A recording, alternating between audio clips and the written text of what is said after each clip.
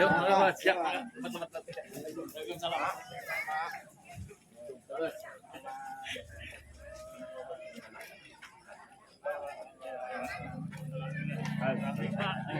Waalaikumsalam. Aduh, ini saya juga lagi gimana?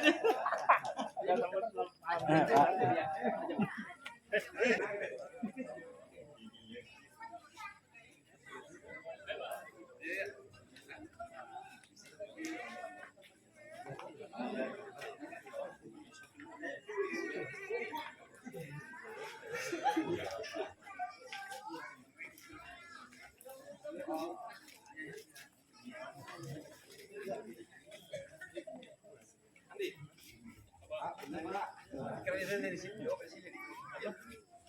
sini ya. Kita aja. Ya, ya.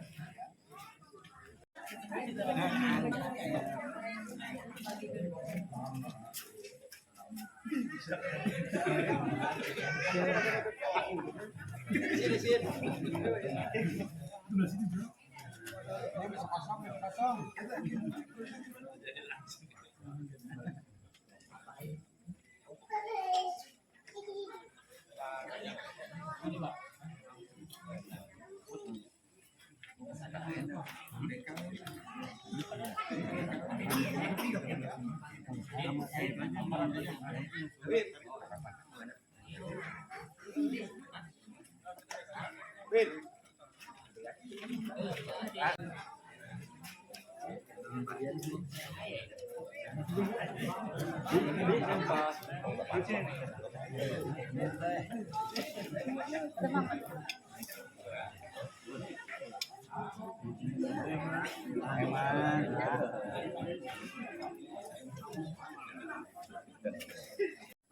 Ayo di luar makan lagi, di luar.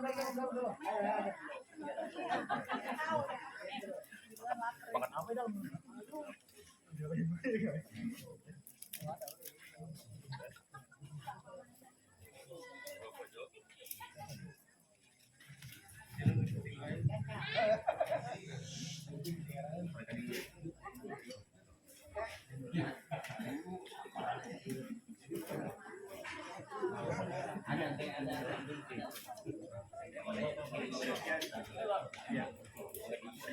Dan ibu-ibu, acara pertemuan pada malam hari ini atau silaturahmi kita mulai saja.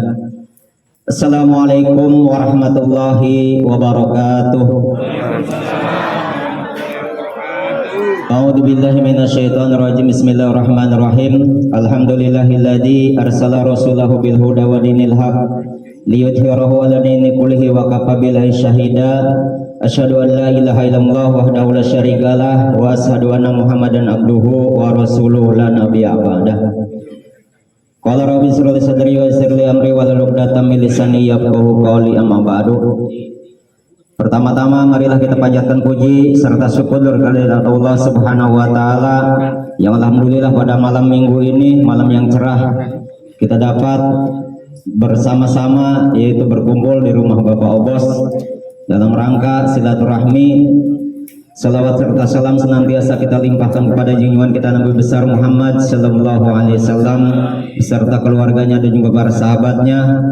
Mudah-mudahan kita semua senantiasa taat serta patuh terhadap ajaran-ajarannya. Pertama-tama yang saya hormati yaitu Bapak perwakilan ketua tim relawan Bapak Sarmili, dan juga yang saya hormati Bapak Haji Eman Sulaiman Nasim,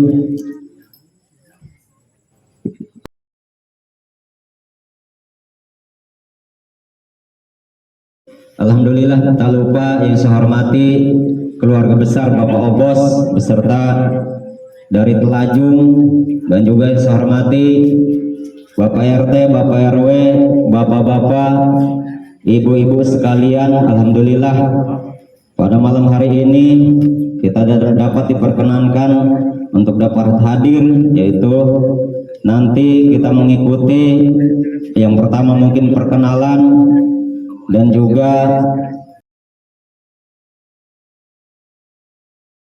nanti ada tanya jawab, dipersilahkan kepada para pemuda yang mempunyai aspirasi atau mungkin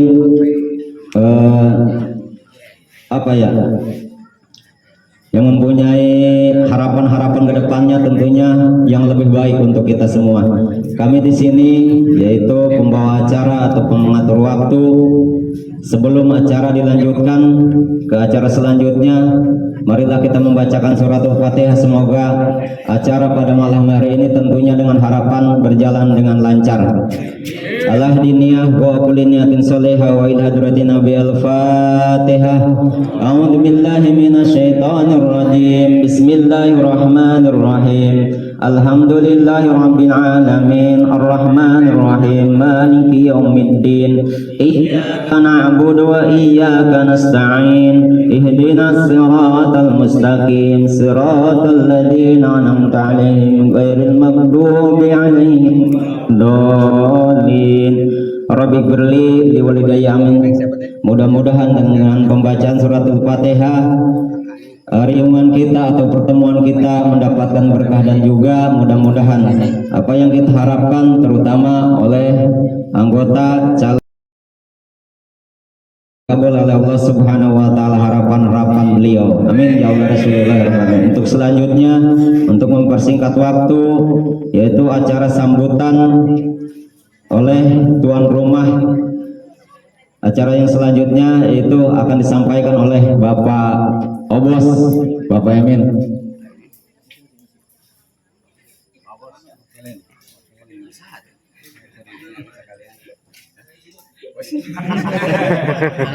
Kenakan Bapak Bos sibuk, kami akan mewakili mungkin sepatah dua patah kata, walaupun tidak sesuai dengan harapan beliau, namun ini hanya mengisi saja.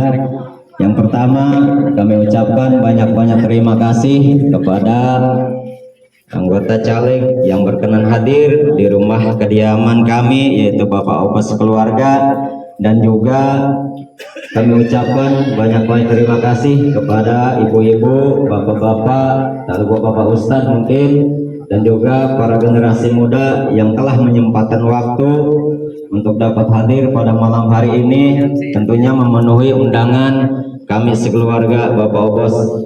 Mungkin dari kami yang pertama mengucapkan banyak-banyak terima kasih atas kehadirannya, dan juga mohon maaf apabila kurang berkenan mengenai tempat maupun jamuan, kurang berkenan di hati bapak-bapak dan ibu-ibu, kami sekeluarga mohon dibukakan pintu maaf yang seluas-luasnya.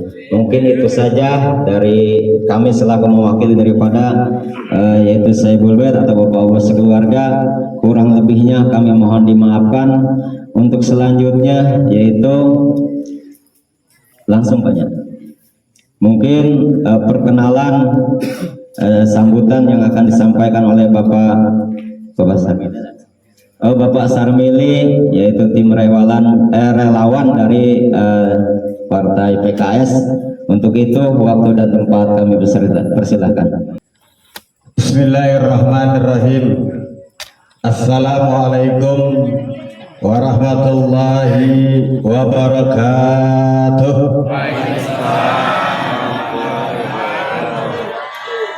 Alhamdulillahirabbil alamin. Wassalatu wassalamu ala asrafil anbiya'i wal mursalin wa ala alihi wa ashabihi ajma'in, amma ba'du. Qala rabbi sahri sadri wa yassir li amri wa hlul 'uqdatan min lisani yafqahu qawli. Subhanaka lana illa ma 'allamtana innaka antal alimul hakim. Ashhadu an la ilaha illallah wahdahu la syarika la wa ashhadu anna sayyidina wa nabiyyana Muhammadan abduhu wa rasuluhu la nabiyya ba'd. Pertama-tama dan yang paling utama, mari kita panjatkan puja-puji serta rasa syukur kita kepada Allah Subhanahu wa taala atas segala karunia-Nya, nikmat-Nya, taufik hidayah serta inayahnya, sehingga pada malam hari ini yang penuh dengan barakah, atas izin dan kehendak Allah Subhanahu wa taala, saya beserta rombongan hadir bersama-sama di daerah Cempaka, Desa Cempaka. Ini merupakan kehendak dan takdir Allah Subhanahu wa taala. Alhamdulillah. Salawat serta salam. Desa mampir ya Pak ya. Alhamdulillah Pak ya. Kita masih sama satu kabupaten. Salawat serta salam kita sampaikan, kita limpahkan, kita persembahkan kepada pemimpin besar dunia wal akhirat yang dibesarkan oleh Zat yang Maha Besar, Baginda Nabi besar Muhammad sallallahu alaihi wasallam beserta para keluarganya, para sahabat, para pengikut dan kita umatnya. Insya Allah kita akan mendapatkan syafaat beliau di yaumil qiyamah nanti. Amin amin ya rabbal alamin. Hadirin para ibu, para bapak, saudara-saudaraku semua, walaupun kita terlahir bukan dari rahim ibu yang sama, ibu yang satu, tapi yakin dan percaya kita terlahir dari rahim ibu-ibu yang muslimah. Amin. Ibunya Ibu Pertiwi tanah air Indonesia yang sebentar lagi kita akan 78 tahun ya merayakan milad ulang tahun. Hadirin para ibu, para bapak yang sama-sama kita hormati, kemuliaan Sohibul Bait, Bapak Obos beserta keluarga. Mungkin di sini hadir Bapak aparatur pemerintah dari RT, RW, sesepuh, ya bini sepuh, para ibu. Alhamdulillah hadir juga saya beserta rombongan. Bapak Profesor Dr. Haji Eman Sulaiman Nasim, SOS MH MIPR. Sekedar saya alhamdulillah hari ini diberikan kesempatan, perkenalkan saya Sarmeli, ketua tim daripada Bapak Eman Sulaiman Nasim. Sedikit sekelemat bahwasannya kenapa pada malam hari ini diprakarsai oleh Bapak Obor. Ya, alhamdulillah kita bisa bersilaturahim. Bahwasannya Kabupaten Bogor, ya Kabupaten Bogor, putra asli daripada Kabupaten Bogor atas izin dan kehendak Allah Subhanahu wa taala. Nah, yang putra Kabupaten Bogor cuma satu, Bapak Profesor Dr. Eman Sulaiman Nasim. Kenapa beliau mau maju? Karena beliau akan cinta, beliau akan ikhlas, ingin memperbaiki kehidupan tata kota, tata negara, tata pemerintahan struktural di Kabupaten Bogor, ingin memajukan masyarakat Kabupaten Bogor. Ya, sekarang ada orang aslinya. Alhamdulillah beliau masih keluarga dan kerabat Bapak Obos. Alhamdulillah. Oleh karena itu bagian kita, walaupun kita dengan Pak Obos, dengan Pak Eman itu bukan saudara kandung, bukan, tapi ada izin dan kehendak Allah, kita adalah satu rahim, rahim Ibu Pertiwi, satu rahim Ibu Kabupaten Bogor. Beliau itu sekarang posisinya adalah anggota Dewan Pakar pimpinan pusat Partai Keadilan Sejahtera. Keseharian beliau adalah dosen. Beliau itu orang Kabupaten Bogor, asli. SD beliau di Desa Telajupudi, SMP beliau di Cilengsi, SMA beliau SMA Negeri 1 Cibinong. Beliau masuk di Universitas Indonesia. Beliau S2 beliau di Brawijaya, S3-nya. Ya, oleh karena itu bukan asal-asal orang, Pak. Ya, beliau juga punya kredibilitas, punya track record yang mumpuni, yang bisa bersanding dengan calon-calon yang lain. Istilahnya kalau bahasa kampungnya ini. Jadi kalian ini cukup mumpuni, punya track record yang bagus, yang besar. Mungkin Bapak Ibu yang sudah melihat profilnya beliau itu bisa dilihat. Itu track record beliau daripada latar belakang pendidikan beliau, dari background beliau, organisasi dan lain sebagainya, dan kedekatan beliau juga dengan calon presiden RI ke-8. Mudah-mudahan itu sekelimat yang saya sampaikan. sebagai pembuka untuk dan atas nama relawan, saya ucapkan terima kasih dan juga terima kasih atas sambutan daripada para ibu, para bapak di Kampung Mampir ini. Mudah-mudahan kita dapat bersinergi, kita dapat berkolaborasi, kita bisa bekerja sama untuk memajukan Kabupaten Bogor yang jauh lebih baik. Terima kasih. Lebih kurang mohon maaf. Wassalamualaikum warahmatullahi wabarakatuh. Berikut alhamdulillah yang telah disampaikan oleh Bapak Sarmili. Mudah-mudahan kita semua dapat memahami apa yang beliau sampaikan. Untuk selanjutnya yaitu sambutan yang akan disampaikan oleh calon anggota yaitu Bapak Eman Sulaiman Nasim SSOS MH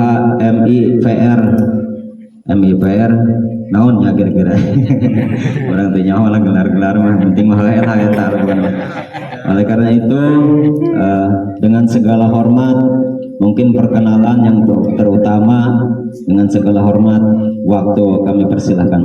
Bismillahirrahmanirrahim. Nah, ini Ibu. Ibu apa kabar? Sehat ya Ibu? Kenapa? Iya. Halo Pak, adik-adik, para remaja, calon pemimpin bangsa. Bismillahirrahmanirrahim. Assalamualaikum warahmatullahi wabarakatuh.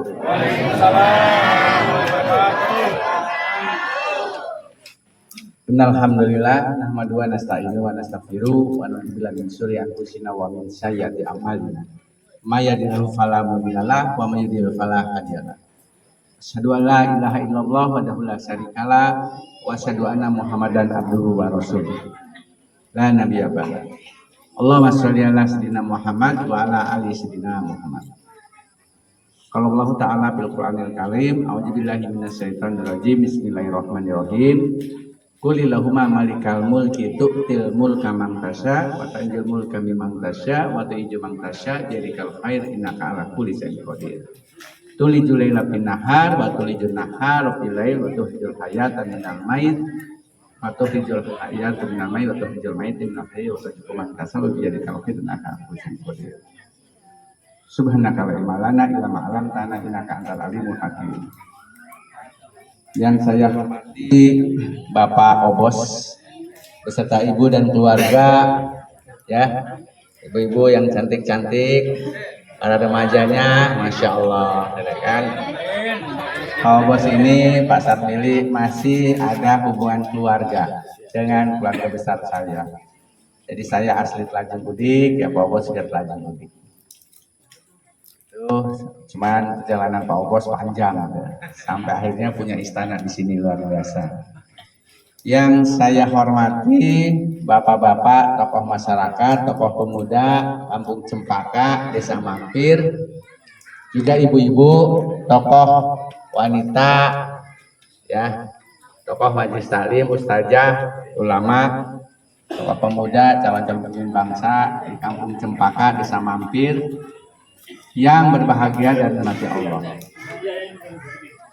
Izinkan saya ingin memperkenalkan anggota tim kami dari Desa Telajung Budik. Yang pertama ini kawan SD saya, Bang Iming, yang ganteng dan keren. Saya pikir tadi mohon berdiri Bang Iming. Ganteng ini Bang Iming, teman SD saya, Telajung Budik. Bukti bahwa saya asli putra Telajung Budik, putra Kabupaten Bogor. Kemudian Bang Haji Makmun, Bang Haji Makmun, ada Bang PI.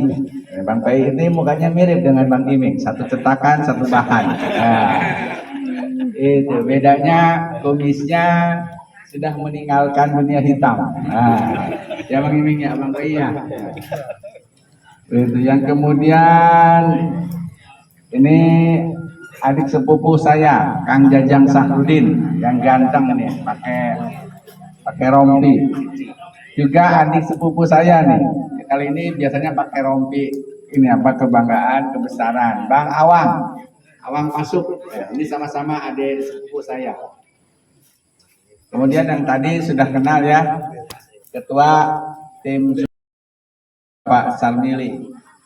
Beliau orang pergerakan aktivis buruh, kan? Jadi kalau ada buruh-buruh yang tertindas, yang teraniaya, oh pasti beliau cepat bergerak. Kemudian ini keponakan saya yang sibuk mendokumentasikan, Ripko Nugraha, alumni Universitas Telkom, statusnya ibu-ibu masih bujangan. Yang ingin besanan dengan keluarga. Aplikasi. Dan yang paling cantik di ruangan kami itu Ibu Yesi Andriani. Kalau itu nggak boleh diganggu gugat. Ya, dia udah punya orang, gitu kan, punya ibu bapaknya dan udah punya suami. Bahkan Bang Obos pun nggak berani deket-deket. Apalagi Bang Iming. Nah, ya.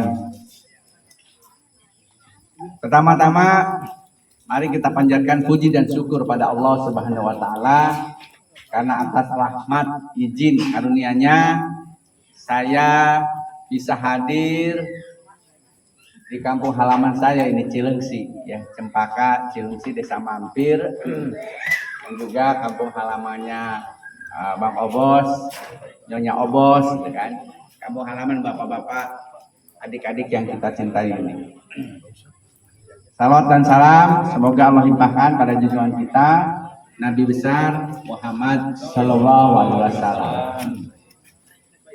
Saya mengucapkan terima kasih kepada Bang Obos, abang saya ini, yang telah mengundang saya kemari, sekaligus juga mengajak bapak-bapak, ibu-ibu yang cantik-cantik, yang kelihatan nih ibu-ibu yang setia pada suaminya, calon-calon ahli surga, ya. Dan para remaja, calon-calon pemimpin bangsa, serta bapak-bapaknya yang luar biasa ya. Terima kasih pada Bang Obos. Terima kasih juga kepada warga, tokoh pemuda, tokoh masyarakat, alim ulama Kampung Cempaka Desa Mampir yang telah menyelenggarakan acara ini, sekaligus juga menyambut silaturahim, memperkuat silaturahim kita dengan lebih baik lagi. Izinkan, tadi saya sudah diperkenalkan sama Pak Samili, saya Eman Sulaiman Nasim. Ibu-ibu, siapa Bu? Namanya? Eman Sulaiman Nasim. Bahasa halusnya ulah hilap, bahasa ininya ulah bohong. Ulah hilap. Jangan lupa ingat. Jadi itu ya. Jadi saya Eman Sulaiman Nasim, asli Putra Telajung Udik. Dulu saya SMP di sini, SMP Negeri 1 Cilengsi. Ibu-ibu dulu kita kenal namanya kebun karet ya. Waktu zaman saya SMP, mas dari dekat satelit Palapa itu udah kebun karet terus sampai ke arah Sukamamur sana ya, Jonggol sana, kebun karet.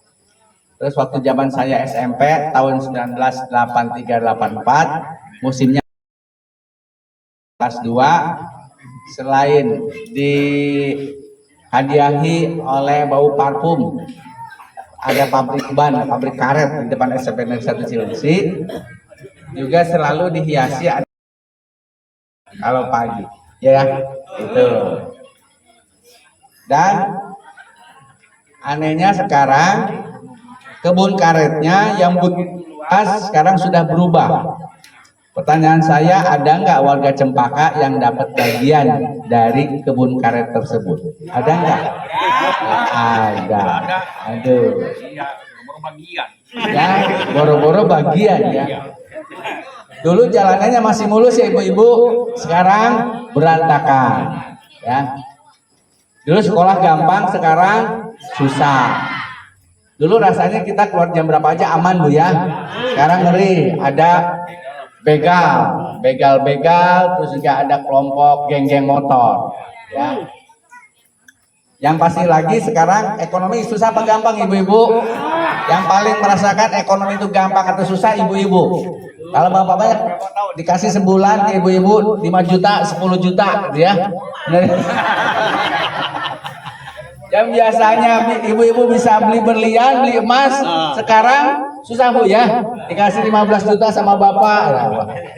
Bang Bos 100 juta, di sini 50 juta, di sini 25 juta, di Telajung 25 juta, sisanya buat persiapan buka cabang lagi. Pak Bos bercanda. Itu. Nah, kenapa ibu-ibu, bapak-bapak warga Cilengsi tidak ada yang dapat bagian atas tanah yang dulu dikuasain oleh negara lewat?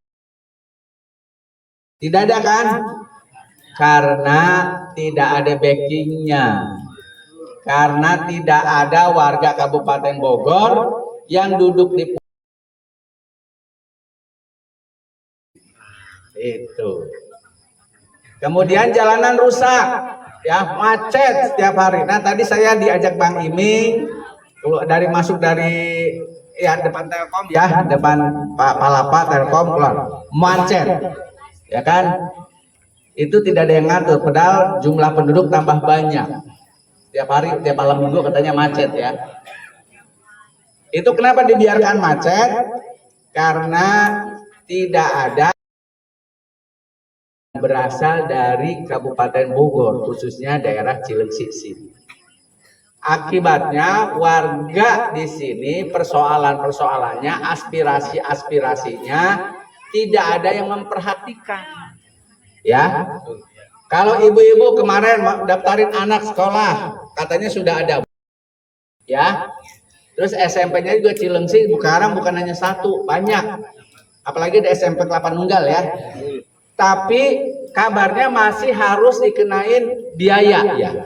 Ada uang pembangunan ya Bu ya. Nah, itu. Jadi segala permasalahan masyarakat tidak ada yang memperhatikan. Kenapa tidak ada yang memperhatikan? Karena dulu ibu-ibu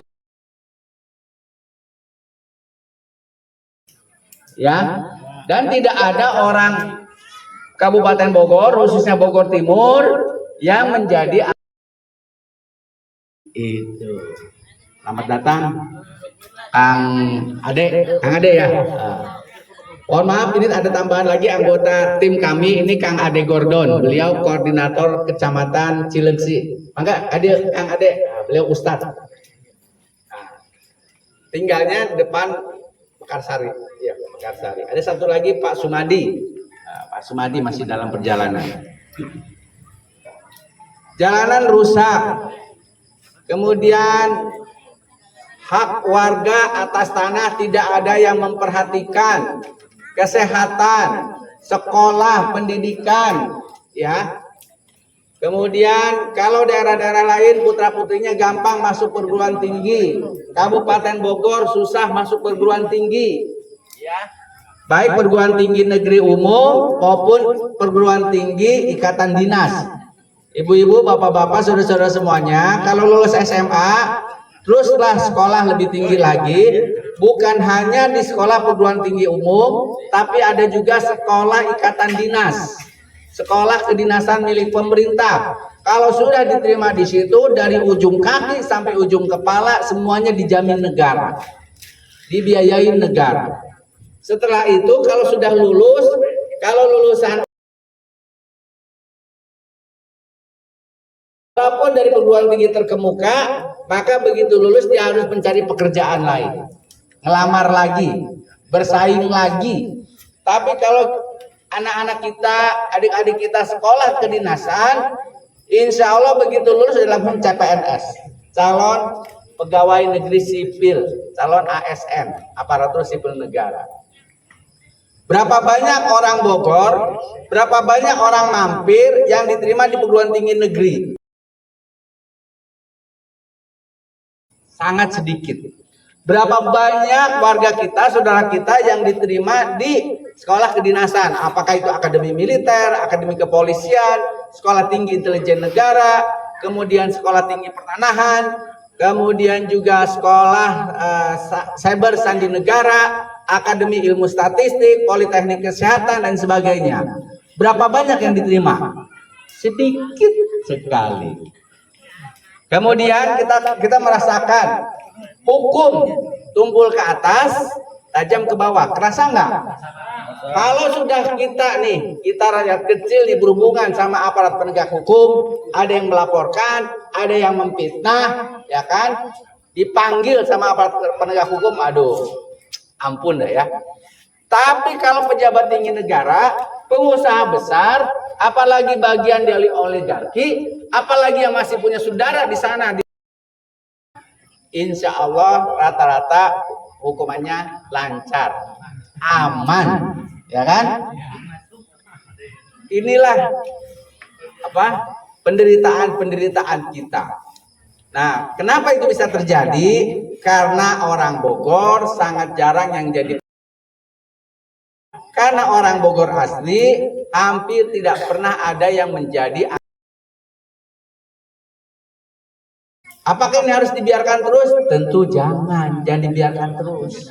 Ya kan? Nah, bapak-bapak, ibu-ibu yang berbahagia, adik-adik, untuk itulah saya Eman Sulaiman Nasim pertama diminta oleh Dewan Pimpinan Pusat Partai Keadilan Sejahtera untuk menjadi anggota Dewan Pakar, memberikan banyak masukan-masukan ke Presiden dan pengurus PKS. Yang berikutnya saya diminta menjadi calon anggota periode 2024-2029. Saya terima tantangan itu, padahal hidup saya sudah tenang. Saya terima tantangan itu karena apa? Saya orang Bogor. Saya orang Bogor asli. Sebagai orang Bogor asli, saya tahu penderitaan masyarakat Bogor. Saya merasakan, saya tahu aspirasi warga Kabupaten Bogor, terutama Bogor Timur. Saya tahu keluh kesah dan kesulitan warga Kabupaten Bogor. Karena keluarga besar saya juga masih tinggal di Bogor. Kakak saya, sepupu saya di Kang Jajang, Kang Awang, Bang Iming, Bang PI, Bang Makmun, Haji Makmun. Itu semuanya masih anggota keluarga besar saya. Jadi saya merasakan apa yang dirasakan oleh saudara-saudara saya. Saya tahu aspirasi saudara-saudara saya. Saya tahu penderitaan warga Kabupaten Bogor. Di dalam Quran surat Al-Baqarah, A'udzubillahiminasyaitonirrajim, Bismillahirrahmanirrahim. Wa isqala rabbuka lil malaikati inni ja'ilun fil ardi khalifah. Kata Allah memanggil malaikat dan jin, aku akan ciptakan manusia sebagai khalifah di muka bumi. Jadi benar Allah yang menjadi backing semua, tetapi tetap harus ada manusia yang menjaga lingkungan. Benar Allah yang mengatur semuanya, Allah yang melindungi kita semuanya, tapi tetap harus ada manusia sebagai wakil Allah yang menjaga, membela ibu-ibu semuanya. Menjaga ibu-ibu, menjaga para remaja, menjaga bapak-bapak semuanya. Jadi dari manusia kepada manusia. Itu. Allah ciptakan dulu Nabi Musa ya untuk melawan Fir'aun. Allah ciptakan Nabi Muhammad SAW sebagai Nabi yang terakhir untuk memperbaiki akhlak umat manusia. Dan itu Nabi untuk seluruh dunia, bukan hanya satu. Gitu kan? Nah demikian juga saya, bukan berarti saya menyamakan, bukan. Dalam artian gini, Allah memang akan membela kita. Allah akan selalu menjaga kita. Tetapi harus ada manusia, wakil Allah yang menjaga dan melindungi saudara-saudaranya. Demikian juga di negara Republik Indonesia. Allah akan selalu menjaga negara kita. Allah akan selalu melindungi negara kita. Tetapi bertakwa juga. Bukan kan Allah bilang, Allah tidak akan merubah nasib suatu kaum kalau kaum itu sendiri tidak mau merubah nasibnya. Nah insya Allah, selamat datang Ibu. Silakan Bu. Ya, ini dari Lajeng, masya Allah. Ya. Wajahnya sih familiar buat saya. Iya benar Pak Haji. Ya. Familiar ya. Ada Pak Haji Makmun. Oh iya pantas. Wajahnya mirip artis sinetron 90-an. Kalian di tahun 2000-an ya. Nah,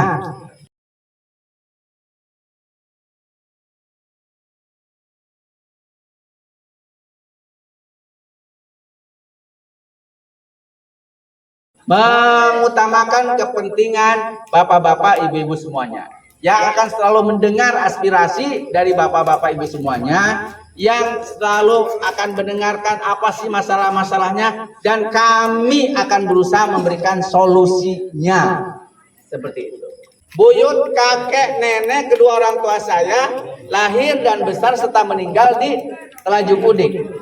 Tepatnya di Gang Pocong. Bang Obos tahu. Belum lama kakak saya meninggal dunia. Saya telepon Kang Jajang. Kang Jajang minta tolong siapin pemakamannya. Gitu kan. Nah kalau saya misalnya ingkar janji, maka Kang Jajang, Kang Wawan, dan Bang Imin pasti nggak mau, menolak. Ya kan?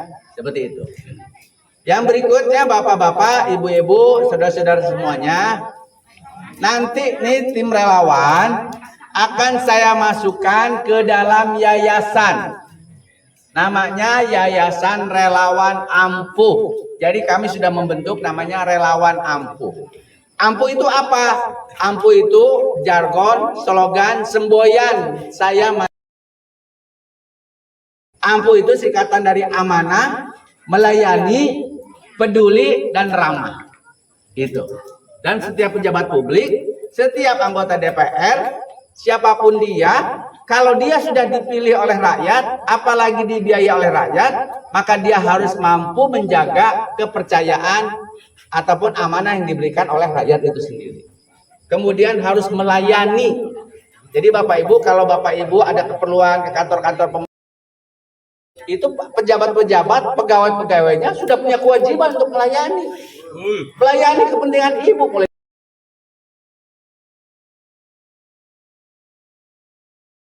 Mereka sudah dibayar oleh Bapak Ibu lewat apa? Lewat pajak. Ya, seperti itu. Melayani, peduli. Insya Allah saya akan peduli.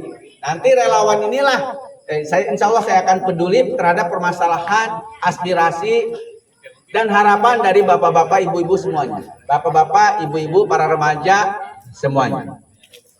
Ramah, karena saya Muslim, otomatis saya harus selalu mengikuti tuntunan Rasulullah SAW dan apa yang diwajibkan oleh Rasul dan Allah, bahwa setiap manusia itu harus ramah, ya kan? Karena apa? Apa sih yang disombongkan manusia, ya kan? Karena janji uangnya yang harus disalurkan pada warga, dibelikan rumah, dibelikan mobil-mobil mewah. 10 tahun mobil mewah itu, yang semula mobil mewah itu menjadi mobil tua. Pajaknya harus dibayar, harus dirawat dan sebagainya. Ya kan?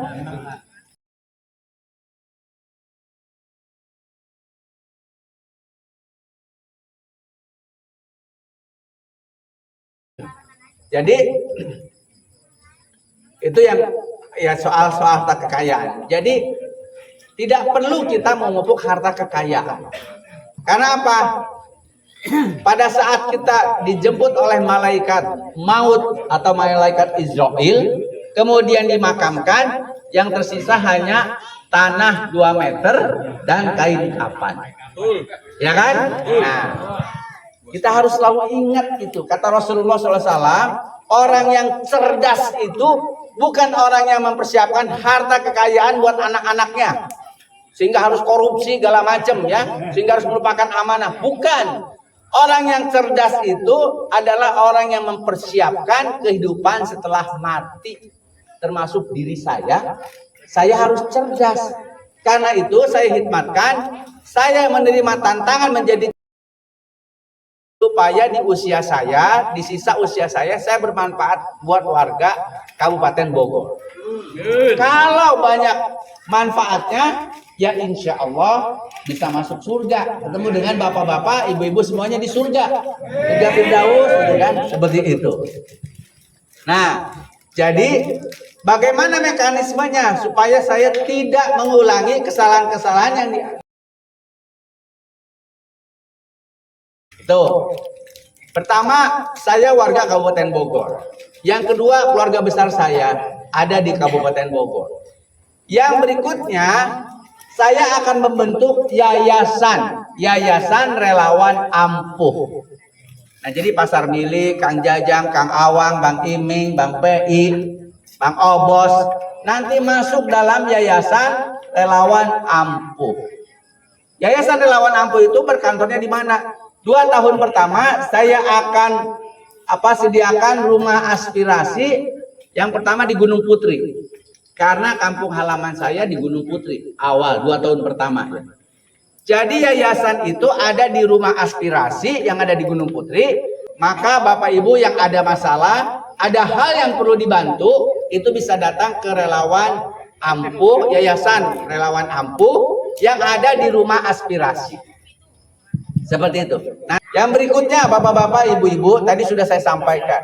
Hukum di negara kita, di daerah kita, tumpul ke atas, tajam ke bawah. Betul nggak?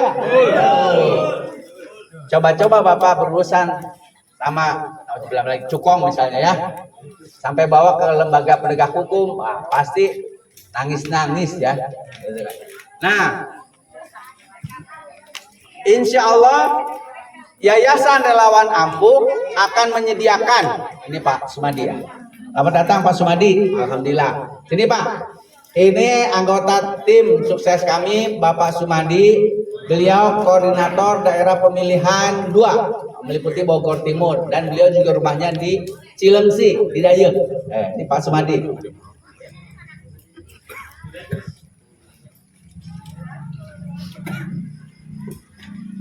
Saya lanjutkan ya. Jadi nanti Yayasan Relawan Ampuh salah satunya ada divisi hukum.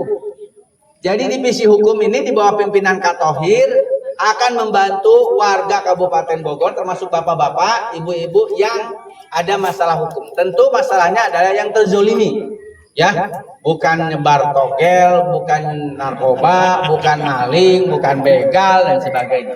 Tapi yang difitnah atau hak bapak ibu diambil, tanah, rumah misalnya ya, maka kita akan memberikan pembelaan lewat apa? Lewat divisi hukum Yayasan Relawan Ampuh, seperti itu. Kemudian juga tadi saya sampaikan, bapak-bapak, ada warga Bogor yang masuk sekolah kedinasan, namanya sudah muncul, dia sudah lolos seleksi, tapi karena dia dimintain uang, tidak mampu membayar uang sogokan 36 juta, namanya bisa hilang. Ada Pak, banyak yang keluarnya masuk seperti itu.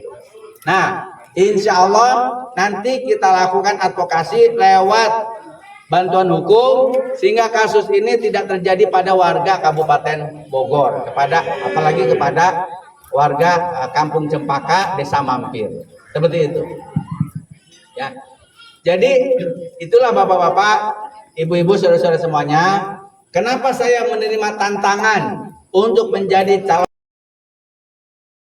Karena saya orang Bogor asli, saya tahu permasalahan yang dialami, yang diderita oleh warga Kabupaten Bogor itu apa yang dibutuhkannya, ya, itu termasuk jalanan rusak, itu lama perbaikan. Bayangkan Cilengsi, di pasar Cilengsi ya, itu jalanan hancur, bahkan banyak mobil yang terbalik, ya kan? Kemudian dari Tanjung Sari ke arah Jonggol, ya kan, ke arah Sukamakmur, jalanan sudah nanjak, bergelombang dan berlobang. Jadi lobang di jalan, bukan lobang berjalan, tapi lobang di jalan. Nah, itu akibatnya banyak kecelakaan, merugikan warga saudara-saudara kita. Itu. Kemudian jalan dari perbatasan Bekasi sampai Cibinong, banyak jalan yang rusak. Sudah macet, tidak pernah lebar, ya kan? Rusak, ya udah tambah macet juga. Bapak Ibu juga karena Bogor ibu kotanya masih di Cibinong, dari Cilengsi harus ke Cibinong, susah kan? Jadi menyusahkan. Nah, selain itu bapak-bapak, ibu-ibu, saudara, Kabupaten Bogor ini terlalu luas. Karena itu harus kita mekarkan. Ya, saya dipercaya menjadi anggota Dewan Penasihat Presidium Bogor Timur. Saudara-saudara kita sudah berjuang puluhan tahun supaya Bogor Timur itu bisa menjadi kabupaten yang mandiri. Saat ini Bogor Timur PAD-nya tidak resmi itu sudah mencapai 1 triliun lebih. Jumlah penduduknya 1.300.000. Itu 1.300.000 orang. Jumlah penduduk Bogor semuanya 5.500.000. Nah, saudara-saudara kita sudah memperjuangkan supaya Bogor Timur, Bogor Barat menjadi kabupaten yang mandiri, tersendiri. Sehingga Bogor mekar menjadi 3 atau 4. Bogor Induk, Bogor Barat, Bogor Timur. Atau Bogor Selatan, Bogor Barat, Bogor Timur, Cibinong, Citerep itu menjadi kota Cibinong. Nah, itu gubernur sudah setuju, bupati sudah setuju, DPRD sudah setuju, tapi karena belum ada undang-undangnya, alasan masih moratorium. Nah, kita dari sebagaimana disampaikan Pak Sarmili, dari Kabupaten Bogor ada 9. Tetapi apakah mereka peduli? Tidak. Sampai saat ini ya belum ada rancangan undang-undang pendirian daerah otonomi Bogor Timur, belum ada. Itu. Nanti kalau urusan peduli lah, peduli. Nanti begitu terpilih udah berjalan lagi lupa lagi. Itulah kenapa saya sekali lagi menerima tantangan kesempatan yang diberikan oleh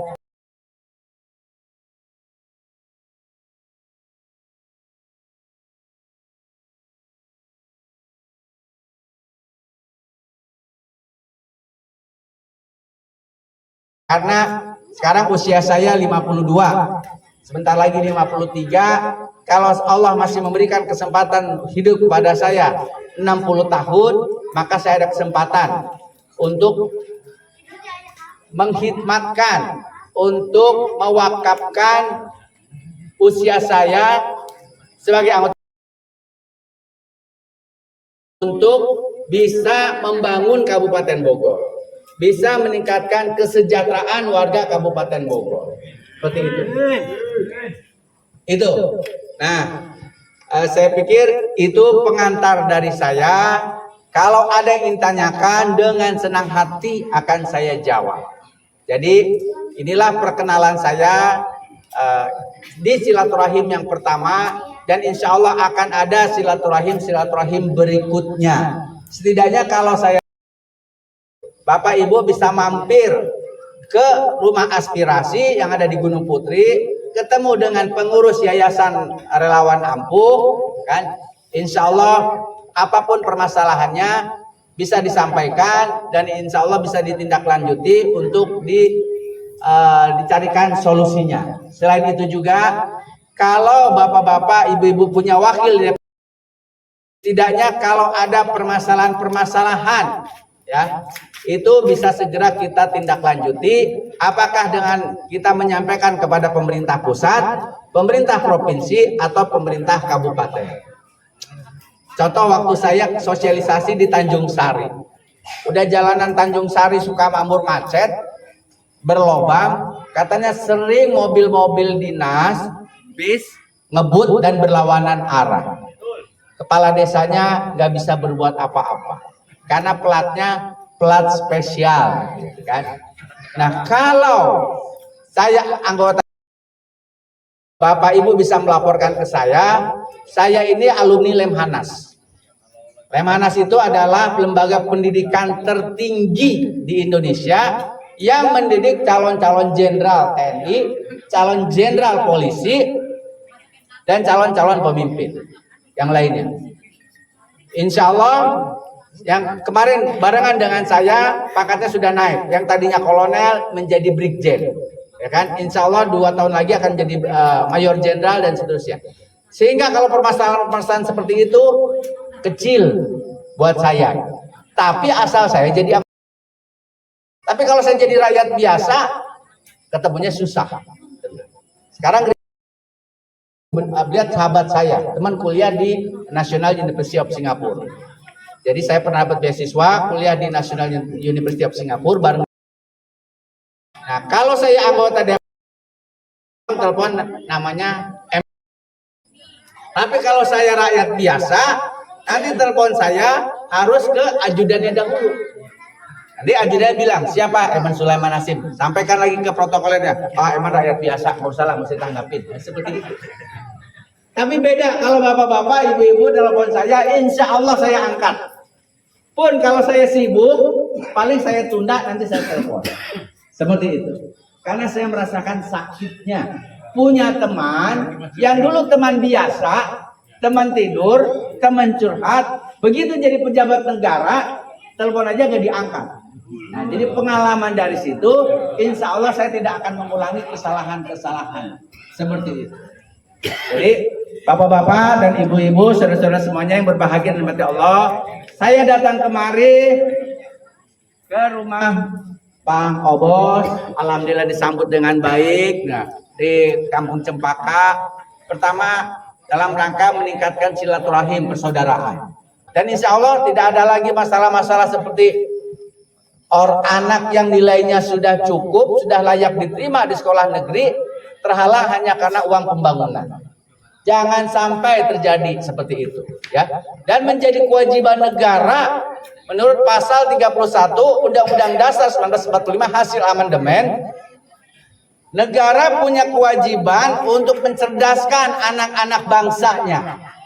Itu menyediakan sekolah yang berkualitas yang cukup termasuk kursinya. Nah, diam saja, kan? Cilengsi alhamdulillah kalau nggak salah SMA-nya sudah 2 ya. Itu Gunung Putri juga sudah. Jadi menjadi kewajiban negara untuk mencerdaskan anak-anak bangsanya lewat apa? Lewat penyediaan sekolah-sekolah yang berkualitas, lewat tersedianya bangku-bangku sekolah yang berkualitas. Seperti itu. Saya perhatikan terlebih lagi untuk warga Kabupaten Bogor. Demikian bapak-bapak, ibu-ibu, penjelasan perkenalan singkat saya.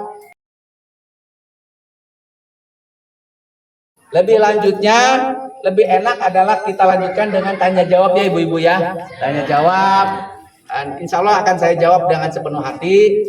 Saya menyampaikan rasa hormat setinggi-tingginya kepada bapak-bapak, ibu-ibu, adik-adik remaja di Kampung Cempaka, Desa Mampir ini atas segala perhatian dan atas kesediaannya menyisikan waktu untuk mendengarkan paparan saya. Saya menyampaikan rasa terima kasih. Saya tidak bisa membalas kebaikan bapak-bapak ibu-ibu kecuali biar Allah yang memberikan balasan yang lebih baik lagi, baik di dunia maupun di akhirat. Demikian, kurang lebihnya mohon maaf. Saya akhiri dengan mengucapkan hamdalah, alhamdulillahirabbil alamin.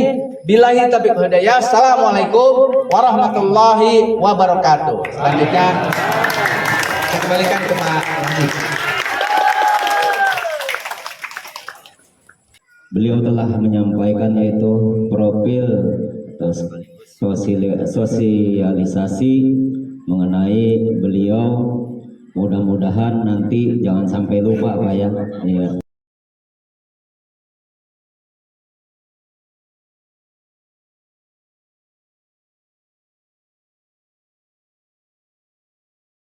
Ya. Amin ya Allah. Untuk selanjutnya mungkin acara tanya jawab, mungkin para pemuda atau bapak-bapak sekaligus ibu-ibu mempunyai aspirasi tentunya yang membawa kebaikan untuk kita semua, baik itu di dalam ibadah maupun kebangsaan atau warga yang berbangsa. Mungkin kedepannya mungkin agar dengan harapan kita yang lebih baik lagi. Mungkin acara tanya jawab dimulai. Persilahkan.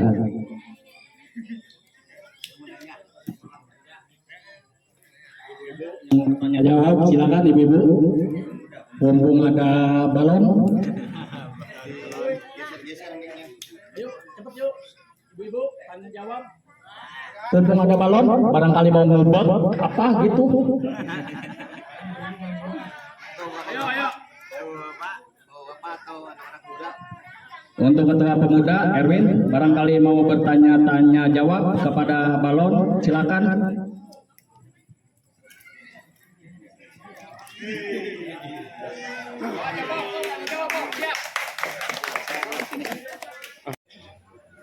Assalamualaikum warahmatullahi wabarakatuh. Ini Bapak calon dapil 1 ya Pak ya. Nomor 8 Bapak Eman Sulaiman Nasir. Ini yang mau ditanyakan, nama saya Tamin, warga asli Kampung Cempaka Desa Mampir. Yang mau saya tanyakan, kalau sekarang kan perusahaan Pak banyak sekali pengangguran berat. Untuk melamar ke pabrik aja susah. Bagaimana untuk masa depan anak muda yang sekarang, yang lulusan sekarang gitu. Kadang-kadang gajinya juga murah banget Pak. Tidak itu aja yang pertanyaannya. Wabarakatuh. Nama saya Usen. Saya mau bertanya Pak, kalau sila kelima itu apakah masih berfungsi gitu Pak di negara gitu? 5. Sila kelima, keadilan sosial bagi seluruh rakyat Indonesia. Itu aja Pak yang saya pertanyakan. Terima kasih Pak. Nama saya Erwin, asli putra daerah Kampung Cempaka. Ini masalah pabrik udah, masalah sila kelima udah, ini orang-orang pintar semua Pak nih pertanyaannya. Kalau saya mah kayaknya butuh dana ini buat acara tanggal 19 Agustus. Mau ada acara gitu Pak. Iya, ibu-ibu pada dari siapa pada ngomong begitu? Dana atau kurang dana? Ya terima kasih Pak Dewan, hanya itu saja.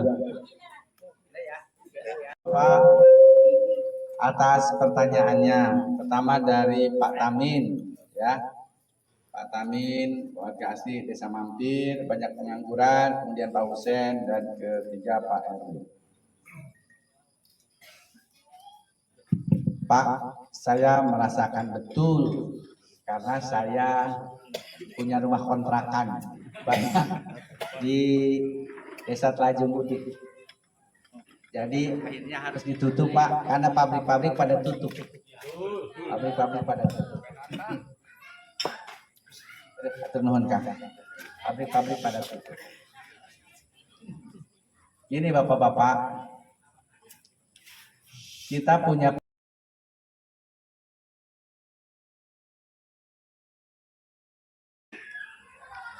mereka semua hidup mewah. Mobilnya mobil mewah. Dikawal. Rumahnya rumah mewah. Dilayani. Duitnya dari siapa, Pak? Dari kita pajak. Sudah kita bayar pajak, negara masih hutang. Hutang ke negara luar. Sekarang Pak, hutang kita itu hampir 8.000 triliun. Ya kan? 8.000 triliun. Belum lagi hutang-hutang swasta. Ada ekonom yang menyampaikan bahwa hutang kita itu hampir 16.000 triliun. Jadi kalau Bapak Ibu punya anak atau punya cucu melahirkan, maka bukan lagi menanggung dosa orang tua, kata penganut agama yang lain. Tapi udah dibebani hutang puluhan juta. Ya kan? Padahal waktu zaman alhamdulillah hutang negara kita sudah berkurang, Pak. Sudah mencapai berkurang dari 5.000 sampai 2.500 triliun. Sekarang Pak, belum juga 10 tahun, itu sudah hampir 10.000 Pak. Bertambahnya. Kalau 16.000 triliun, setidaknya nambah 5.000 triliun Pak. 1 triliun aja kita punya Pak. Maju Pak di Kampung Cempaka Pak. Jalanannya besar Pak. Janji Pak saya Pak. Kalau saya punya 1 triliun saya bangun Pak. Amin. Benar. Seperti itu Pak. Terus Pak, yang menyedihkan lagi Pak, saya ingin sampaikan kepada bapak-bapak, Indonesia itu surga yang bocor. Pak, kita daerah pertanian kita subur, ya kan? Nanam apapun jadi, Pak. Kita punya hutan lebat luar biasa, Pak. Kayunya itu, makanya negara-negara luar pada ingin, Pak, punya kayu kita. Yang berikutnya, Pak, kita punya emas di Papua, di Nusa Tenggara, di Sulawesi, Pak. Emasnya luar biasa, Pak. Belum lagi nikel, belum lagi timah, boksit, belum lagi batu bara yang sudah mulai ditinggalkan. Pak, kita lihat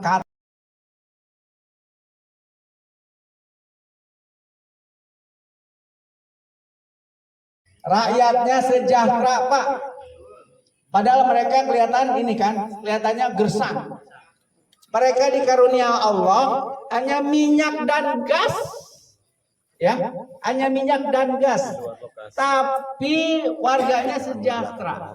Karena mereka lebih mengutamakan kepentingan rakyatnya dibandingkan kepentingan keluarga dan kepentingan negara lain. Indonesia, Pak, kayaknya luar biasa. Saya sedih, Pak, nangis. Punya hutan, daerah pertaniannya subur makmur, emas, batu bara, boksit, timah, nikel. Nikel itu bahan untuk membuat baterai mobil yang listrik, menggunakan listrik. Tapi lihat, saudara-saudara kita, Pak, bisa dikatakan 50% atau 60% itu miskin. Ya, itu pada kemana uangnya? Tadi kan ada kemana uangnya, Pak? Karena sebagian dari para pejabat-pejabat tinggi negara, termasuk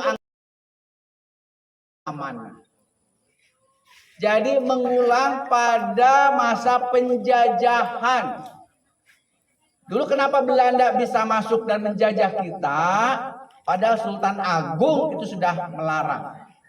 Karena ada pejabat-pejabatnya yang menjadi pengkhianat, menjadi kaki tangan pengusaha-pengusaha Belanda yang awalnya pura-pura dagang, lama-lama menguasai. Demikian juga kita. Kita lihat siapa yang kaya raya, Pak, di negara kita. Ya, siapa yang kaya raya di negara kita, Pak? Yang kalau nanti misalnya naudzubillah min dzalik ya, negara Indonesia perang saudara atau perang, pasti mereka kabur duluan. Kenapa mereka bisa terjadi seperti itu? Ya karena orang-orang kita juga yang duduk memberikan peluang buat mereka. Ya, apa salah satunya? Korupsi kekuasaan, korupsi jabatan, termasuk korupsi uang itu sendiri. Uang hasil korupsinya, Pak, tidak disimpan di sini, Pak, di negara-negara luar. Antara lain, ya kan? Makanya para koruptor negara-negara kita, mereka kerjasama dah. Yang lebih menyedihkan, Pak, saat ini kita punya, tadi saya sebutkan, kita punya emas, kita punya pertambangan nikel, kita punya pertambangan boksit, Pak, bukan pertambangan. Daerah-daerah yang kaya akan tadi bahan tambang tersebut, Pak. Pak, diundang investor-investor dari luar, Pak. Saya tidak perlu nyebut namanya, Bapak sendiri tahu. Mereka dikasih fasilitas, hutan dirusak, hutan di Sulawesi, Maluku, di Papua, ditambang. Terus, Pak, tenaga kerjanya dari mana, Pak? Tenaga kerjanya dari sana, Pak. Mereka bebas pajak, Pak. Seperti itu. Menyedihkan, Pak. Yang lainnya, ya karena korupsi itu, banyak perusahaan-perusahaan tidak tahan dengan berbagai macam pungutan liar. Itu. Akibatnya apa? Mereka angkat kaki ke, sebagian lagi angkat kaki keluar dari wilayah Jawa Barat.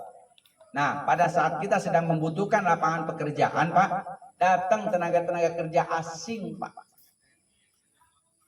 Negara asing tersebut, Pak, wajib militer. wajib militer. Jadi begitu usia remaja mereka harus wajib militer, dilatih secara militer, dia punya fisiknya secara udah militer Pak. Kemudian dia punya kebiasaan menembak, udah jago nembaknya Pak, termasuk bela dirinya Pak. Jadi tenaga-tenaga kerja asing tersebut datang ke kita di pertambangan-pertambangan Pak eksklusif, itu sebenarnya udah wajib militer semuanya. Nah, karena itu Pak, kita tidak ingin seperti saya nih menjadi keprihatinan saya. Kalau saya Pak, mungkin umur saya hanya 20 tahun lagi Pak. Tapi anak cucu kita, ya, kalau datang tenaga kerja dari negeri sana Pak, Bapak lihat di WA Pak, mereka dapat KTP Pak, langsung difasilitasi KTP Pak. Bapak nunggu KTP aja lama kan Pak. Ini mereka langsung Pak difasilitasi KTP Pak. 100 juta mereka datang, buat negara asalnya nggak ada masalah Pak, karena jumlah penduduknya 1,6 miliar. Tapi buat kita 100 juta mereka datang, pemilu selesai Pak. Maka kita harus hati-hati Pak, baik dalam memilih presiden maupun memilih anggota DPR RI. Itu Pak. Kalau 100 juta mereka datang Pak, yang kemarin aja kadang-kadang kita menjadi minoritas, ya kan ya? Kita pekerja, kita hanya jadi pekerjanya saja. Untung kalau kita dapat bos atau cokong yang baik Pak. Apalagi datang tenaga kerja dari daerah sana Pak. Dari daerah sana, saya tidak perlu menyebutkan lah, Bapak sendiri tahu lah. Ya. Difasilitasi KTP Pak. Bukan tidak mustahil nanti mereka pada saat pemilu datang Pak. Tidak bisa bahasa Indonesia, hanya menunjukkan KTP, difasilitasi, nyolok Pak. Selesai Pak. Bisa-bisa kita kayak sih. Melayu dulu yang mayoritas, Islam yang dulu mayoritas, sekarang Melayu itu nomor 2 Pak di Singapura. Islamnya pun nomor 3. Itu. Jadi jangan sampai seperti itu. Nah, kenapa sekarang pekerjaan susah? Satu, karena rezimnya tidak bisa mengelola negara secara baik. Yang kedua, menurut saya karena rezimnya lebih mengutamakan kepentingan negara sana.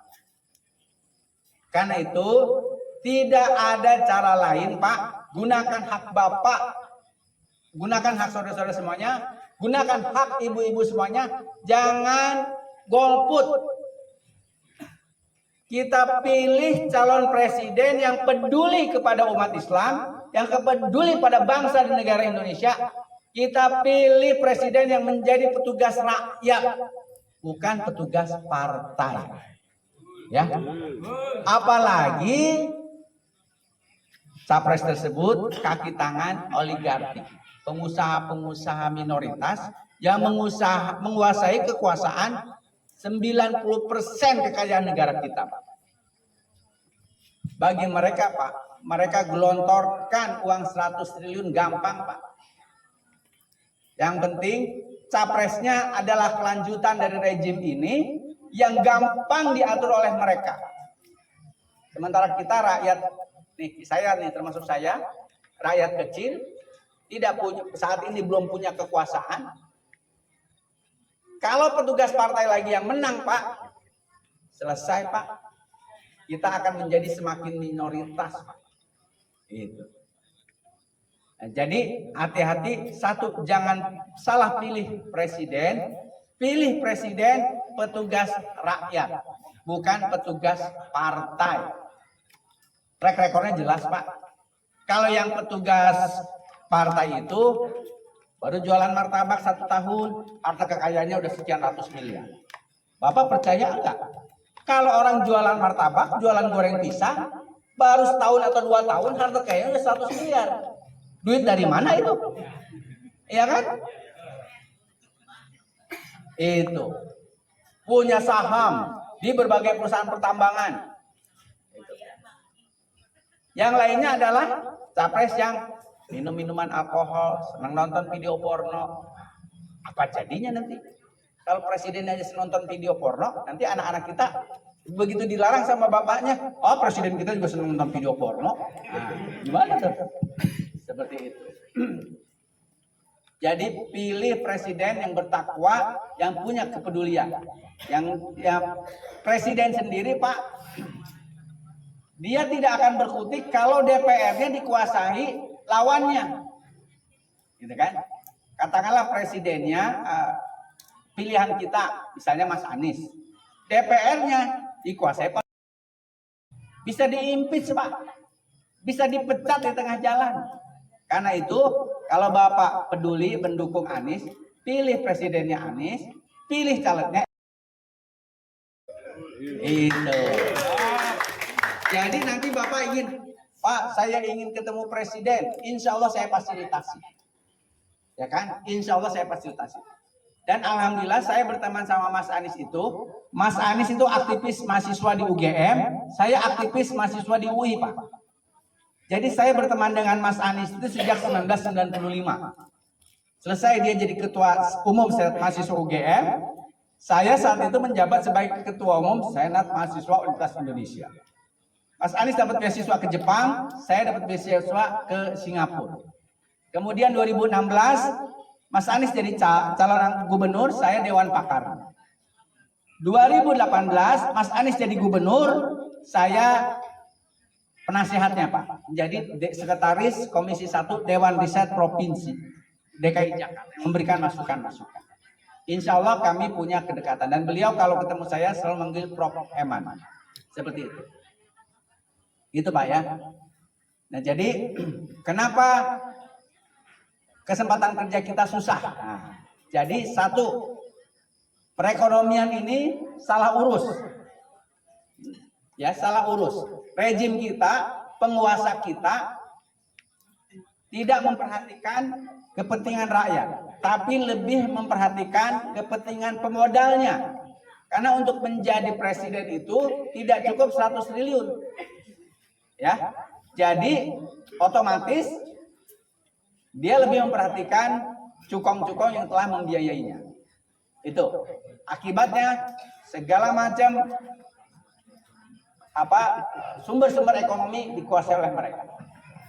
Pak, kalau dulu menjadi kontraktor badan usaha milik negara itu senang Pak, karena badan usaha milik negara kan modalnya banyak. Sekarang Pak, kontraktor atau subkontraktor badan usaha milik negara Pak, pada nangis Pak, dihutang belum dibayar-bayar. Jadi negara kita menghutang, bangun jalan tolnya dijual, tapi hutangnya belum lunas-lunas Pak. Seperti itu. Nah berikutnya adalah apakah sila kelima keadilan sosial bagi seluruh Indonesia itu masih berlaku? Harus Pak. Karena itu adalah dasar negara kita, Pancasila. Tapi bagaimana implementasinya? Implementasinya saat ini saya katakan bahwa negara kita itu adalah negara liberalis. Negara kita itu adalah negara kapitalis. Pengusaha-pengusaha besar boleh investasi sampai ke pelosok pedesaan, ya, dengan tidak memperhatikan kepentingan rakyat banyak. Makanya Pak, sekarang ada istilah supermarket ya Pak, ya, itu mempersatukan bangsa. Semua pelosok benderanya sama Pak. Ada lambang I, roda, ada lambang A, ya kan? Akibatnya apa Pak? Akibatnya saudara-saudara kita yang jualan kelontong pada tutup Pak. Termasuk saya pernah punya supermarket Pak. Awal-awal kita punya keuntungan 1 juta Pak di Telaju. Tapi melihat saya untung dibendung Pak oleh 2 supermarket itu Pak yang dikuasai konglomerat. Selesai Pak. Seperti itu. Pada zaman Soeharto tahu supermarket itu hanya boleh ada di tingkat kabupaten. Bahkan sekarang ada di tiap RT. Ya kan? Seperti itu. Yang lainnya Pak, sekarang memang kita dipermudah Pak. Dipermudah oleh belanja online. Tapi kita tahu nggak, barang-barangnya itu kebanyakan barang impor. Ya kan? Ada marketplace, logonya S. Ya kan Pak? Ada yang logonya B Pak. Itu punya siapa? Itu punya orang luar Pak. Terus barang-barang yang dijual kebanyakan barang luar, Pak. Nah, jadi pelaku-pelaku UMKM kita itu dibiarkan mati, Pak. Padahal UMKM, usaha menengah, usaha mikro, kecil menengah, yang kita lakukan, yang Bapak-Bapak lakukan, itu satu menyerap tenaga kerja yang banyak, menghidupkan perekonomian. Itu dibiarkan mati. Seperti itu. Nah, apakah keadilan sosial masih berlaku? Harus, Pak. Harusnya masih, Pak. Karena itu dasar negara kita. Pancasila. 1. Ketuhanan yang Maha Esa. 2. Kemanusiaan yang adil dan beradab. 3. Persatuan Indonesia. 4. Permusyawaratan perwakilan. 5. Keadilan sosial. Lulus saya kan? Lulusan Lemhanas, ngerti lah, gitu kan?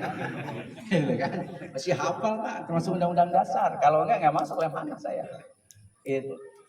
Nah, jadi para pemimpin, para penguasa harus melaksanakan 5 sila tersebut dalam kehidupan bermasyarakat. Tapi yang terjadi apa? Saya sepakat, Pak, itu tidak diimplementasikan.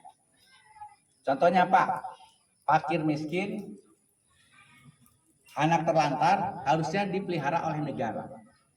Kecuali janda-janda, Pak. Ya, saya nggak berani nyebut janda-janda, Pak. Ada banyak yang ingin memelihara janda-janda cantiknya, Pak.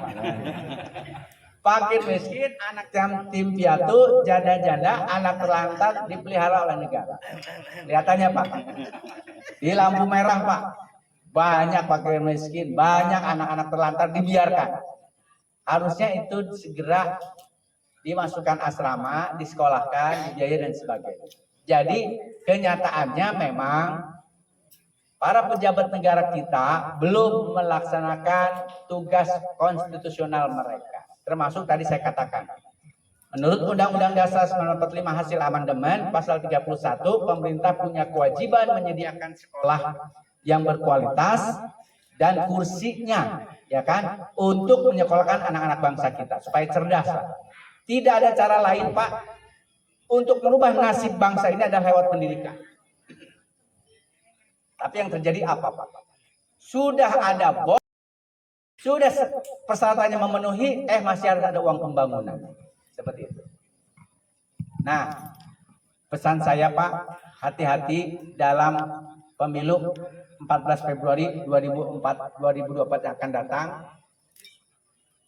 Bisa saja rejim ini membiarkan kita,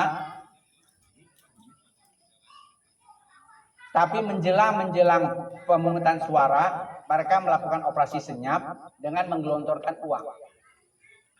Nah, untuk itulah saya berpesan kepada bapak-bapak, saya datang kemari, saya tidak membawa uang, tapi saya membawa janji dan harapan. Bukan tidak mustahil, Pak, nanti akan datang orang melakukan serangan pajak, atau datang begini, Pak, seperti melakukan kegiatan seperti ini, pulangnya Bapak dikasih 200.000, 200.000, 200.000.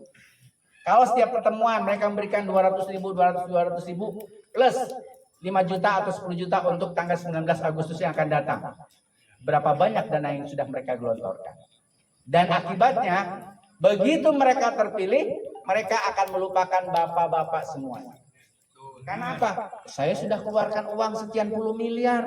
Maka kalau saya jadi, nggak peduli saya dengan apapun penderitaan masyarakat Cempaka, Kampung Cempaka, Desa Mampir, karena saya sudah gelontorkan uang. Seperti itu. Jadi hati-hati, kalau mereka yang memberikan uang duluan, berarti dia punya maksud tidak baik. Seperti itu. Nah, dan sebagaimana saya janjikan, bagaimana mekanismenya? Nanti perwakilan Kampung Cempaka ini akan duduk di Relawan Ampuh. Nanti Yayasan Relawan Ampuh ada di Rumah Aspirasi. Insya Allah nanti hasilnya kita bagikan kepada masyarakat secara adil lewat Yayasan Relawan Ampuh. Seperti itu. Bagaimana untuk tanggal 19? Tanggal 19 saya untuk saat ini belum bisa menjawab. Ya kan? Kalau saya ada rezeki akan saya bantu, kalau tidak lebih baik kita gotong royong dan seadanya. Saya pikirin. Insya Allah kalau saya sudah dan memang ada bagian dari negara untuk Bapak-bapak Ibu semuanya akan kita bagikan. Apakah selama ini ada? Ada, Pak. Selama ini ada dana negara yang dititipkan oleh Kabupaten Bogor. Pertanyaan saya adalah apakah Bapak Ibu menikmati? Tidak. Makanya jangan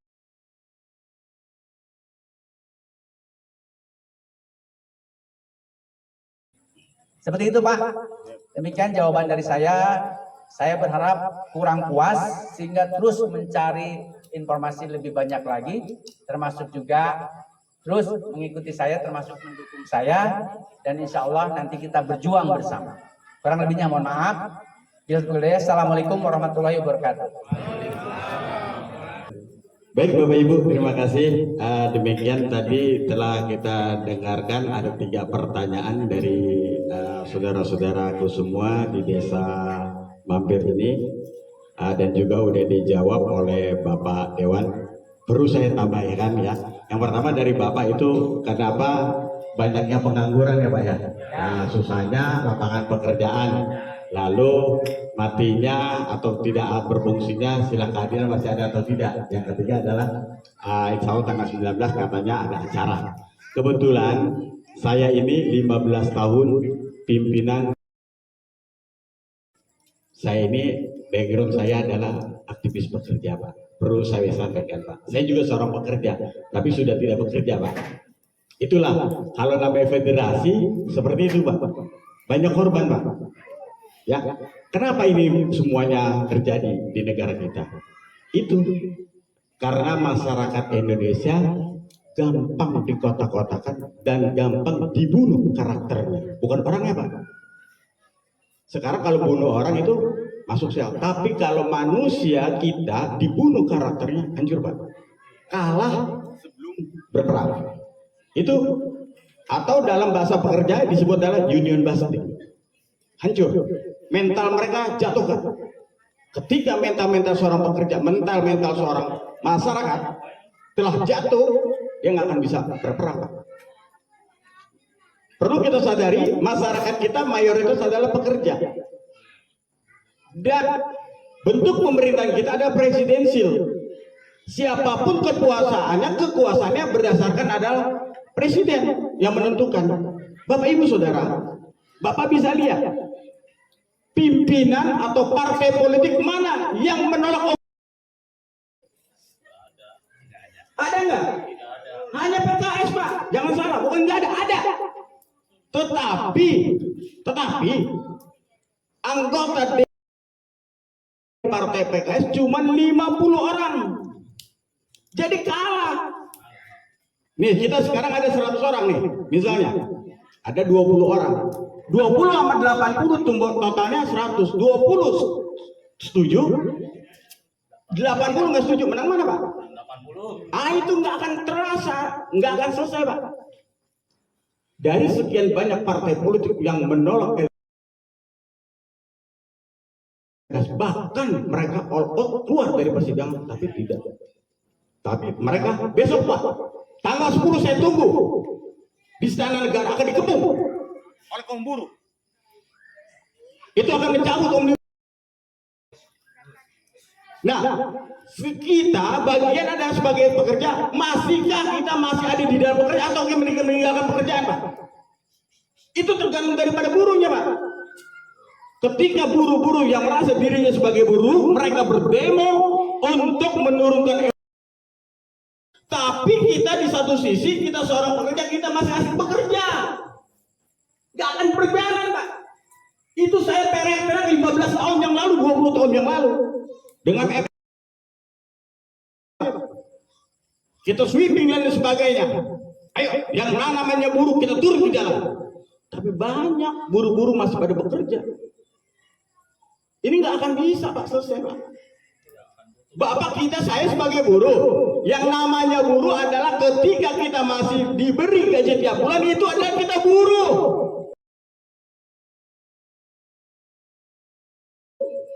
Buruh semua Pak. Kekuasaan tertinggi di Indonesia adalah di tangan rakyat. Rakyat Pak kita. PP 21 lelah bingung kita Pak. Keringat kita itu dibayar, negara bayar. Kita membesarkan negara, Pak. Kita membesarkan negara. PP 21 itu adalah keringat kita dari atas sampai ke bawah kita bayar. Istri kita bayarkan pajaknya semua. Mana ada? Bahkan sampai manusia lahir dan manusia mati masuk ke dalam tanah itu ada pajaknya, Pak. Saya tinggal di Jakarta, Pak. Makam almarhum orang tua saya, kakek saya, abang saya semua tiap 3 tahun bayar pajak, Pak.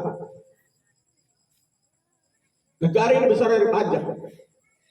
Dan masyarakat kalau memang kita buruh, ada pertanyaan. Kenapa kok pekerjaan susah? Ya karena begitu, Pak. Sekarang memang diciptakan pekerja seperti Pak Dewan bilang. Minimarket diturunkan sampai ke bawah. Karena mati sendiri-sendiri, Pak. Saya ini aktivis 212, Pak. Aktivis 212, saya mendirikan beberapa minimarket 212 tapi kalah bersaing. Ya, Bapak mungkin di sini ada nggak? Di Kampung Mampir ada minimarket 212 nggak? Pernah ada nggak? Nggak ada di sini. Di daerah Cikaret di mana ada, Pak. Itu intinya mengimbangi usaha UMKM masyarakat yang berbasis Islam supaya tidak kena oligarki. Mengimbangi tapi nggak kuat. Kita bisa mengimbangi mereka tapi kita nggak kuat. Karena apa? Pabrik-pabrik semuanya kita mau dagang harganya udah dikunci, nggak bakal bisa. 212 kolaps, Pak. Saya patungan itu 212 tuh, Pak. Besarnya itu dari rakyat, dari kita satu saham itu 500.000 ambil sehingga juga minimarket 212 itu dari rakyat, Pak, dari jamaah. Itu nggak bisa mengimbangi. Nah sekarang bagaimana kalau seorang pekerja kita bilang kita ingin bekerja, susah lapangan pekerjaan memang diintimidasi tetap ya, kita nggak akan bisa berkutik. Sebenarnya pekerja itu dengan karyawan kita sebagai kerja dengan pengusaha adalah mitra. Dulu adalah karyawan itu ada aset, sehingga kalau tidak ada karyawan tidak ada aset. Sekarang program itu sudah diganti, disamakan, disetarakan. Adalah karyawan itu adalah mitra daripada perusahaan, tapi nggak berjalan. Karena nggak berjalan, seorang pekerja itu nggak harusnya sejajar. Dia tidak akan disebut bos, dia akan disebut pengusaha kalau tidak ada karyawan. Jadi karyawan bagaimana? Nah sekarang karyawan besok tanggal 10 demo, ayo mau turunkan, naikkan UMR, biasa Pak. Setiap mau May Day itu turun naik, ya. Ayo naikkan UMR, naikkan UMP, lain sebagainya, demo lain sebagainya. Di satu sisi kita demo asik, panas, capek, lelah. Di satu sisi kalau kita asik, udah biarin aja. Masih aja sibuk kerja, bagaimana mau naik, Pak? Nanti kalau disurvei dilihat Sarmili banyakan mana orang yang demo apa yang nggak demo? Banyakan yang nggak demo, bisa nggak, Pak? Itu dari mana? Dari buruhnya sendiri, Pak. Coba kalau buruh di Indonesia bersatu, total semua bentuk. Dulu adalah demo nasional, nggak berjalan, Pak. Karena apa? Di Jakarta bisa lumpuh, di daerah lain banyak tuh, biarkan aja Jakarta. Naikkan UMP mahal, semuanya lain sebagainya, pindahkan aja Sarmili. Tak usah ada di Cibinong, tak usah di Cikaret, lain sebagainya, pindahkan ke Pulau Seribu, lain sebagainya. UMP terendah, pabrik-pabrik ditutup, terus semuanya ditutup. Ini suka kecil, Pak. Cuma 1,8, 1,5. Pindahkan daripada Jakarta 4,5 sekarang 5 juta. Pindahkan.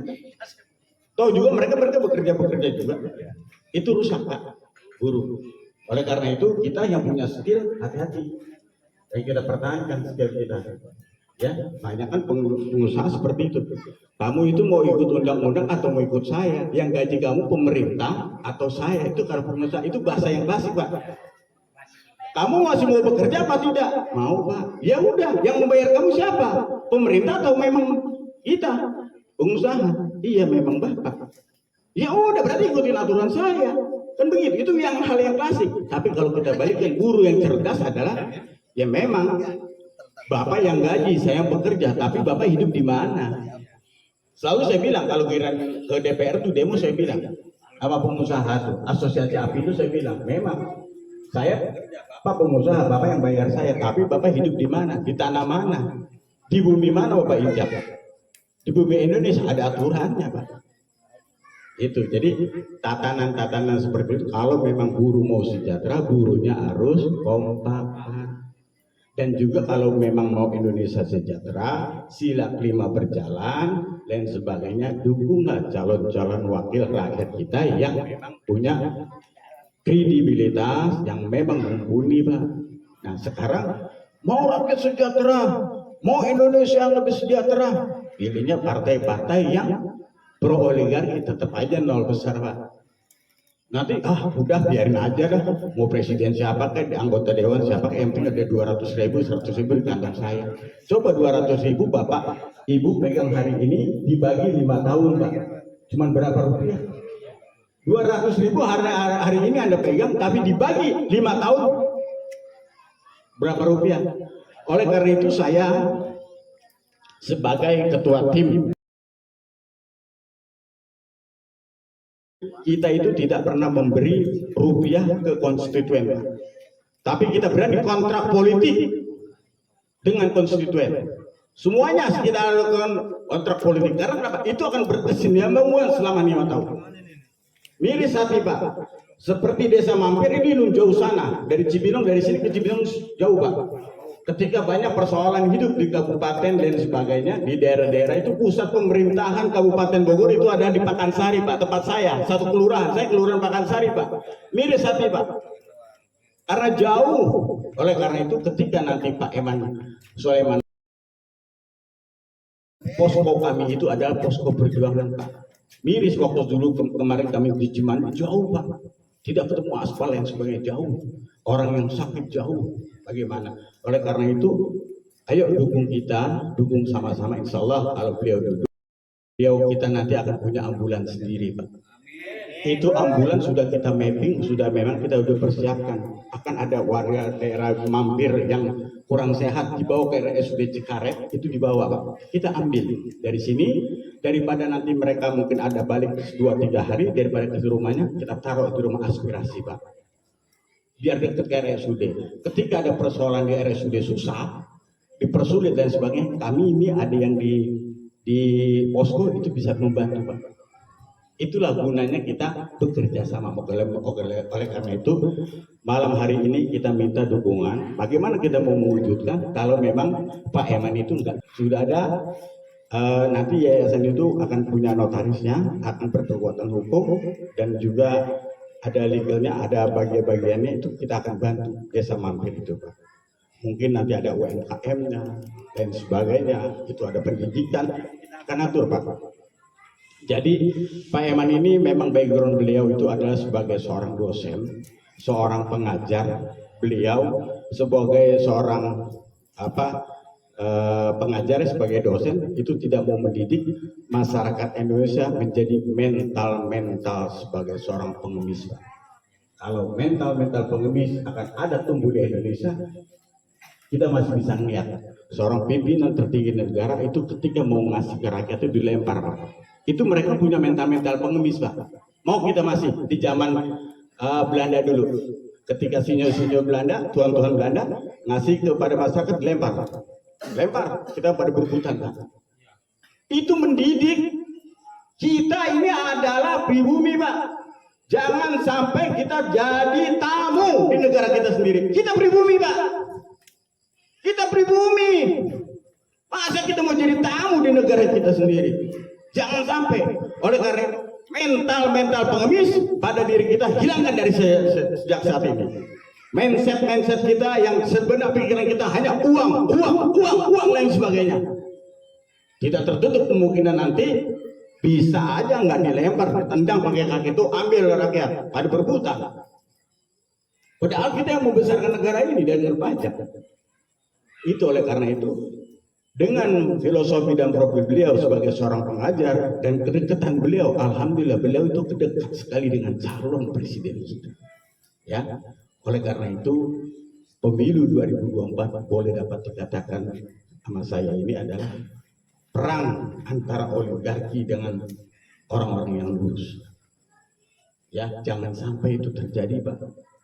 Ya, 5 tahun kita sudah dikuasai, 10 tahun dikasih uang dan sebagainya. Mana ada gol? Nggak akan gol semuanya. Oh, sekarang dari Pancasila mau dijadikan Trisila, Trisila mau nanti jadi Ekasila, gagal. Terus diobok-obok, masukin lagi Omnibus Law, semuanya habis Pak. Pekerjaan nanti kalau udah bekerja, udah Omnibus Law diketok, jadi kita ini akan jadi penonton Pak.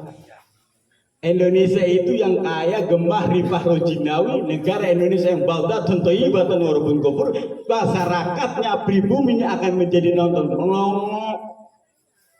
Karena kenapa? Karena keran-keran tenaga asing itu telah dibuka. Yang salah siapa? Yang salah kita. Kenapa kita masih mau memilih itu? Coba kalau kita nggak memilih itu. Jatuhnya kan seperti itu. Ya mudah-mudahan ini yang dapat kami sampaikan. Lebih kurang mohon maaf. Assalamualaikum warahmatullahi wabarakatuh.